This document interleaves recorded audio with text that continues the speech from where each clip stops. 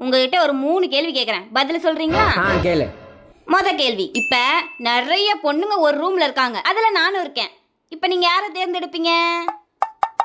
ஒன்னதான். அப்ப கேள்வி அது இல்ல. நிறைய பொண்ணுங்க இருக்க ரூம்ல உங்களுக்கு என்ன வேலை?